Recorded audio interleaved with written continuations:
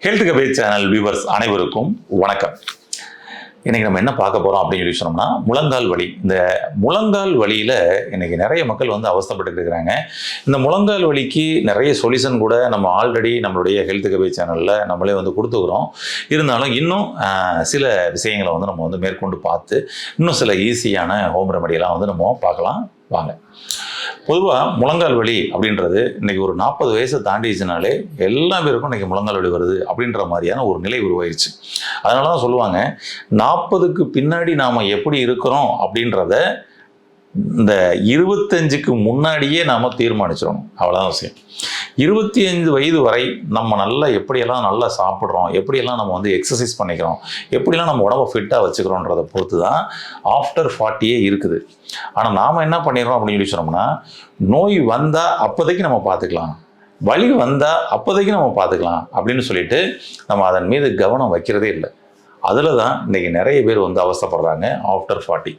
இந்த ஆஃப்டர் 40க்கு அப்புறம் என்ன நடக்குது அப்படின்னா, பொதுவாக நம்மளுடைய வாழ்நாளில் இந்த பிஃபோர் 40 அப்படின்றது நம்மளுடைய வளர்சிதை மாற்றங்கள் ரொம்ப நல்லா சீராக நடந்துக்கிட்டு இருக்கும், சூப்பராக நடந்துக்கிட்டு இருக்கும். நம்மளுடைய செல்கள் மீண்டும் மீண்டும் அழிந்து புதுப்பிக்கப்படக்கூடிய வேலையும் நடந்துக்கிட்டு இருக்கும். இப்போ புதுப்பிக்கப்படுற தன்மை அதிகமாக இருக்கும், அழிகிற தன்மை கம்மியாக இருக்கும் 40 வயசு வரைக்கும். இந்த ஆஃப்டர் 40 அப்படின்றது புதுப்பிக்கப்படக்கூடிய தன்மை குறைஞ்சிரும், செல்களினுடைய அழிவு ஓகேங்களா, அது பார்த்திங்கன்னா அதிகமாக இருக்கும் ஓகேங்களா. அப்போ நமக்கு இந்த புதுப்பித்தல் குறையிறதுனால தான் நமக்கு 40க்கு மேலே இந்த முதுமை அப்படின்ற ஒரு விஷயம் வர ஆரம்பிச்சிருது. அதுக்கப்புறம் அவர்களுடைய முகங்களில் நிறைய மாற்றங்கள் வர ஆரம்பிக்குது, உடலில் நிறைய மாற்றங்கள் வருது, முதுமை தோற்றத்துக்கு போகிறாங்க. எல்லாத்துலேயும் பலமாக இருந்த நம்ம பலவீனமாக மாறிக்கிட்டே இருப்போம். இப்போ எலும்பு பலவீனமாகுது, மசில்ஸ் பலவீனமாகுது, மசில்ஸ் எல்லாம் அப்படியே தொலைதொலன்னு தொங்குது. ஒரே அடியில் செங்கக்கல்ல உடைச்ச நம்ம இப்போ போய் செங்கக்கல்ல போய் லைட்டாக இடித்தாலே நமக்கு கையெல்லாம் வலிக்குது, போன அந்த வலி பார்த்தீங்கன்னா கண்டினியூஸாக இருக்குதுன்னு சொல்லிட்டு இன்றைக்கி நிறைய பேர் அவஸ்தைப்படுறாங்க. கரெக்டுங்களா?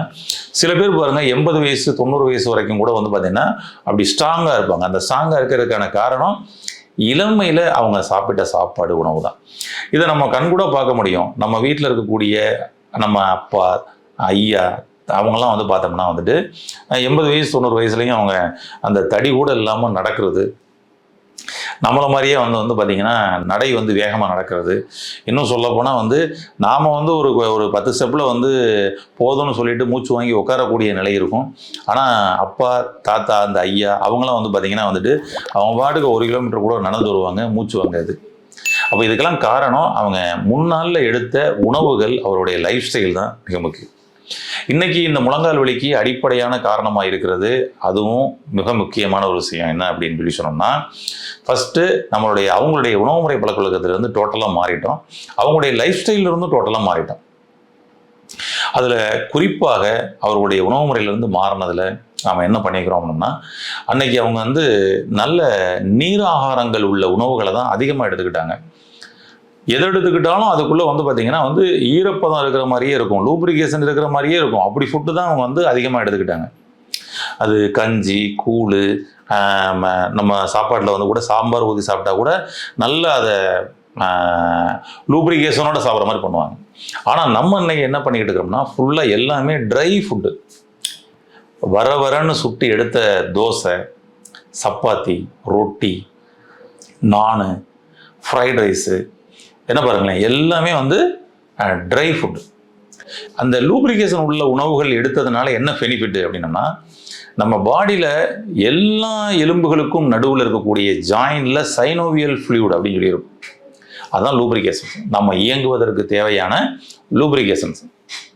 நீங்கள் ஒரு இயந்திரத்தை எடுத்துக்கிட்டிங்கன்னா, அந்த இயந்திரம் இயங்கக்கூடிய இயந்திரத்தில் எல்லாத்துலேயும் ஒவ்வொரு ஜாயிண்ட்டுக்கும் நடுவில் அங்கே பார்த்தீங்கன்னா கிரீஸ் வச்சுருப்பாங்க, லூப்ரிகேஷன் ஆயில் வச்சுருப்பாங்க. அப்போ இது எல்லாமே அது சீராக இயங்கணும், தேய்மானம் ஏற்படாமல் இருக்கணும் அப்படின்னா இந்த லூப்ரிகேஷன் தாங்க ரொம்ப முக்கியம். நாம் இங்கே என்ன பண்ணிக்கிருக்கோம்னா, எலும்பு தேய்மானம் ஆயிடுச்சுன்னு சொன்னோம்னா திரும்ப உடனே கால்சியம் டேப்லெட்டை சாப்பிடு அப்படின்னு சொல்லிட்டு கால்சியம் உணவுகள் எடுத்துக்கணுமா, கால்சியம் மருந்துகள் எடுத்துக்கணுமான்னு சொல்லிட்டு தான் நம்ம தேடிக்கிட்டு இருக்கோம். ஆனால் லூப்ரிகேஷனுக்கு ஏதாவது பண்ணீங்களா? நீங்கள் எலும்பு தேய்மானம் ஆயிடுச்சு, எலும்பு வலி வந்துருச்சுன்னா உடனே கால்சியம் குறைஞ்சி போச்சோ அப்படின்னு சொல்லி கால்சியம் டேப்லெட்டை மட்டுமே நாங்கள் எடுத்துக்கிட்டு இருக்கோம். முன்னோர்கள் அப்படி இல்லை. முன்னோர்கள் நம்ம வந்து பார்த்தீங்கன்னா வந்து லூப்ரிகேஷனோட சேர்த்த உணவுகளை எடுத்துக்கிட்டோம் அப்படின்னு சொல்லி சொன்னோம்னா இந்த எலும்பு எதுக்கு உரசுது? ஓகேங்களா? ஆமாம், கால்சியம் சத்து கம்மியாக இருந்தால் கூட அதுக்கு நடுவில் இருக்கக்கூடிய அந்த வாசர்னு சொல்லக்கூடிய நம்ம மிஷினில் சொல்லுவோம் வாசர்னு, அது மாதிரி நமக்கு வந்து பார்த்தீங்கன்னா இறைவன் வந்து ஒரு லூப்ரிகேஷன் உள்ள ஒரு டிஸ்க்கு கொடுத்துக்கிறாரு. அந்த டிஸ்க்குள்ளே லூப்ரிகேஷனை கொடுத்து அப்படி ஃப்ளெக்சிபிலிட்டியாக இருக்கிற மாதிரி பண்ணிக்கிறானா எப்படி பாருங்களேன். அப்போ நம்ம கவனிக்க வேண்டிய இடம் இந்த லூப்ரிகேஷன். இந்த லூப்ரிகேஷனுக்கு நாம் வந்து என்ன பண்ணணும், அவங்க என்ன பண்ணாங்க, நம்ம என்ன தவறணும் அப்படின்னு சொல்லிக்கிறோம்னா அதுதான் சொன்னேன்.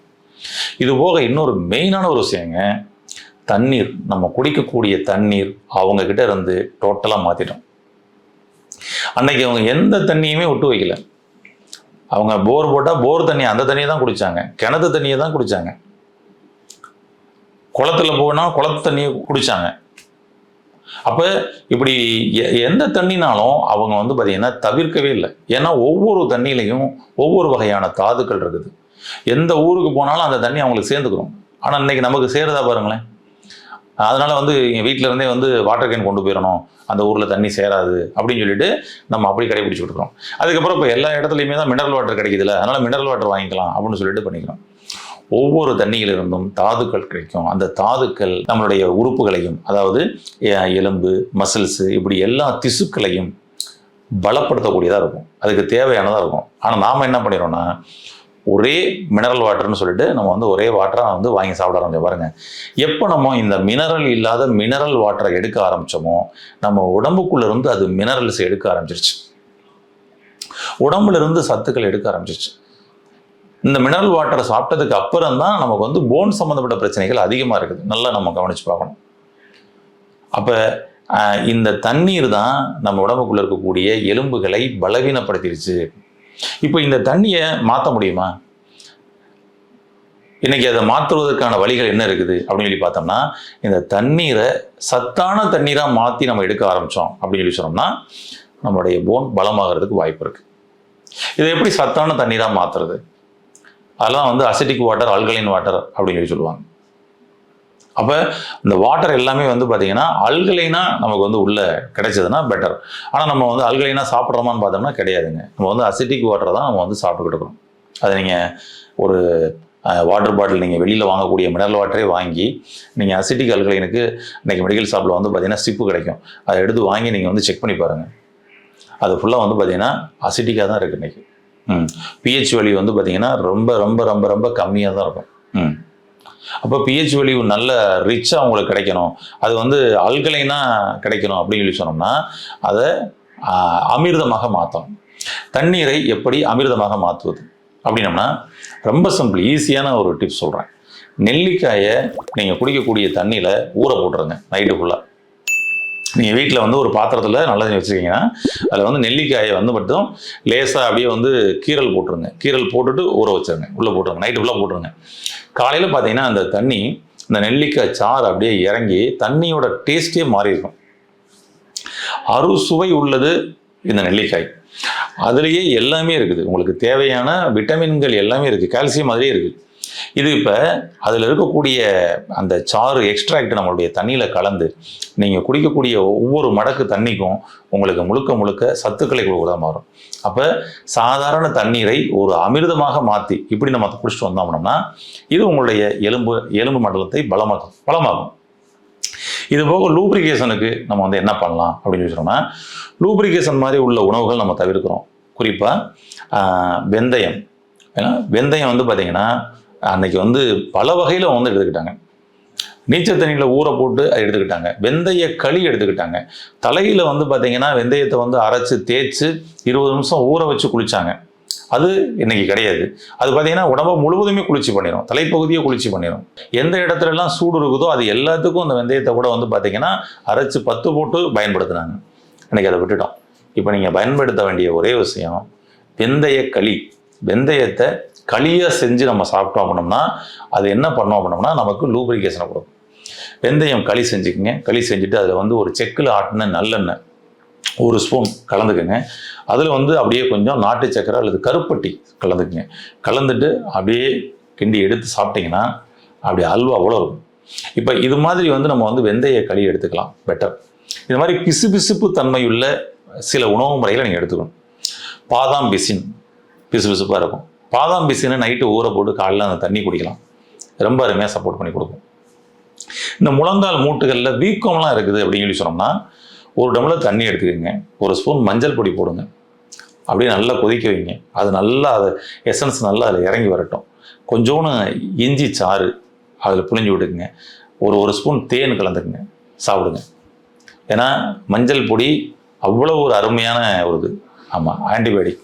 நம்ம எந்த இடத்துல உடம்புல வந்து வீக்கம் வலி இருக்குதுனாலும் அதை வந்து பார்த்திங்கன்னா கிளியர் பண்ணி விட்டுரும். அப்போ முழங்கால் மூட்டுகளில் வீக்கம் இருக்குதுன்னா இதை நீங்கள் இந்த மாதிரி பண்ணலாம். இப்படி ரொம்ப ஈஸியான சில ஹோம் ரெமடி இருக்குங்க. இதை பயன்படுத்தினாலே போதும், உங்களுடைய முழங்கால் மூட்டு வலியிலேருந்து நீங்கள் வெளியே வந்துடலாம். அப்போ முழங்கால் மூட்டு வலியே வராமல் இருக்கணும்னா லூப்ரிகேஷன் ரொம்ப முக்கியம். லூப்ரிகேஷன் நம்ம முக்கியம். அதுக்கு என்ன பண்ணலாம் அப்படின்னு சொல்லி சொன்னோம்னா, இந்த மாதிரி வந்து நீர் ஆதாரமாக உள்ள இருக்கக்கூடிய உணவுகள், பிசுபிசுப்பு தன்மை உள்ள உணவுகளை நம்ம வந்து எடுத்துக்கிறது பெட்டர். தண்ணீர் தான் இதுக்கு மெயின் காரணமாக இருக்குது. தண்ணீர் தான் இன்னைக்கு எலும்பை பலவீனப்படுத்துது. தண்ணீரை அமிர்தமாக மாற்றி சாப்பிடுங்க. நம்ம சொன்ன மாதிரி பயன்படுத்தி பாருங்கள், இதுலேயே மிகப்பெரிய மாற்றம் வரும்.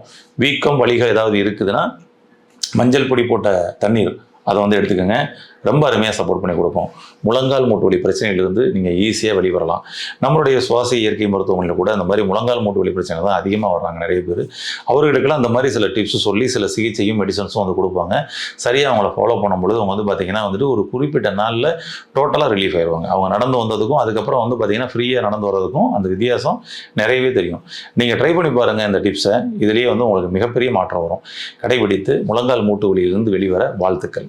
நன்றி. இந்த வீடியோ உங்களுக்கு பிடிச்சிருந்தா லைக் பண்ணுங்க, ஷேர் பண்ணுங்க, கமெண்ட் பண்ணுங்க. மறக்காம ஹெல்த் கஃபே தமிழ் சேனலை சப்ஸ்கிரைப் பண்ணிட்டு பெல் பட்டனை கிளிக் பண்ணிடுங்க.